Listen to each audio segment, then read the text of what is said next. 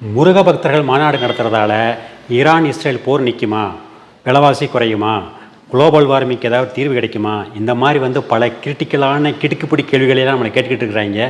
நமக்கு புரியாத விஷயம் என்ன அப்படின்னா போன வருஷம் திமுக இளைஞரணி மாநாடு நடந்துச்சு. அன்றைக்கி யாரும் கேட்டாங்களா இந்த மாநாடால் 5 பைசாவாக தமிழக மக்களுக்கு பிரயோஜனம் இருக்கான்னு சொல்லி.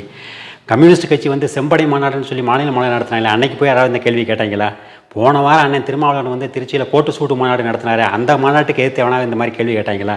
கிறிஸ்தவர்கள் எழுப்புதல் கூட்டங்கள் நடத்துகிறாங்க, இஸ்லாமியர்கள் சிற்கொழிப்பு மாநாடுன்னு சொல்லி நடத்துகிறாங்க. இந்த மாதிரி நாடு முழுக்க நூற்றுக்கணக்கான ஆயிரக்கணக்கான மாநாடுகள் நடந்துக்கிட்டே இருக்குது. ரோட்டில் நடந்து போனால் 2 பக்கம் போஸ்ட் ஒட்டியிருப்பாங்க. அந்த போஸ்டரில் இருக்கிற விஷயம்லாம் என்ன?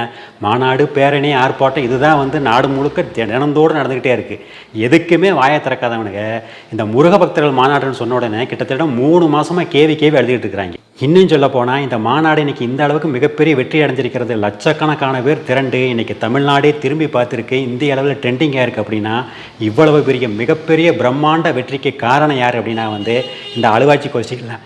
ஏன்னு கேட்டால் இந்த மாநாட்டு ஏற்பாட்டாளர்கள் செய்த விளம்பரத்தை விட, அவர்கள் எடுத்த முயற்சியை விட, இந்த 3 மாதமாக பார்த்தீங்கன்னா தினந்தோறும் முருகன் மாநாடு நடக்கக்கூடாது, அது ஏன் நடக்குது, எப்படி நடக்குது, எதனால் நடக்குதுன்னு சொல்லி கேட்டு இவங்க பண்ணின விளம்பரம் தான் மிகப்பெரிய விளம்பரமாக இருந்தது.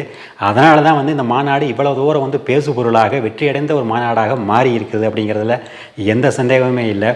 திருப்பரங்குன்றம் பிரச்சனை எப்போ, அந்த சமயத்தில் மதுரையை சுற்றி எல்லாரோட்டையும் பிளாக் பண்ணி வச்சு கூட 2 மணி நேரத்தில் 50,000க்கும் மேற்பட்டவர்கள் ஒரே இடத்துல திரண்டாங்க. அதை பார்த்து பிடுங்கின பேதியே இன்னும் இவங்களுக்கு நிற்காமல் போய்கிட்டு இருக்கு. இந்த இதில் இன்றைக்கி நடந்த மாநாடும் அதை தொடர்ந்து நடந்த அந்த கூட்டங்களும் அதுக்கு மக்களின் எழுச்சியும் பார்த்தாங்கன்னா எப்படியும் ஒரு 6 மாதத்துக்கு நிச்சயமாக தூங்க போகிறதில்ல.